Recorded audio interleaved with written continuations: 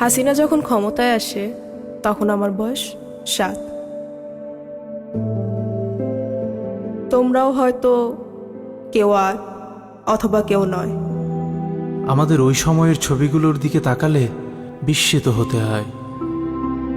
এই ছবিগুলো দেখলে কি বোঝা যায় এরাই একদিন পৃথিবীর নিকৃষ্টতম ফ্যাসিস্টদের একজনকে বিদায় করবে? অবিশ্বাস্য, বাট উই ডিড ইট।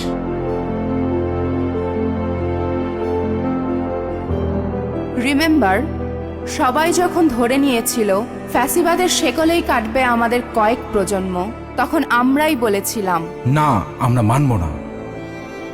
যখন অনেকে মেনেই নিয়েছিল গোলামিই আমাদের নিয়তি, তখন আমরা বলেছিলাম আজাদি, আজাদি। আজাদি। যখন নির্ঝঞ্ঝাট জীবন চাওয়া স্বজনেরা বলেছিল লেটস অ্যাকসেপ্ট, বি প্র্যাগম্যাটিক। তখন আমরাই বলেছিলাম উই রিভল্ট। যখন অনেকেই বলল উপায় কি, তখন আমরা উপায় হয়ে দাঁড়িয়ে গেলাম পর্বত সম। বললাম বুকের ভেতর অনেক ঝড়, বুক পেতেছি গুলি কর। আমরাই ছিলাম বিপ্লব, আমরাই অভ্যুত্থান। এবার বিপ্লবের দ্বিতীয় ধাপ আমাদের সামনে। একদিনে 2 ভোট। সংসদ নির্বাচনে ভোট দিয়ে আমরা ঠিক করব কেমন সরকার চাই। একই সাথে গণভোটে ভোট দিয়ে ঠিক করব ভবিষ্যতের বাংলাদেশ কেমন চাই। সংস্কার চাইলে গণভোটে হ্যাঁতে ভোট দিব, সংস্কার না চাইলে না।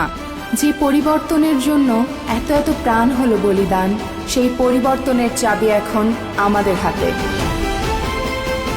গণভোট 2026 সংস্কারের চাবি আমাদের হাতে।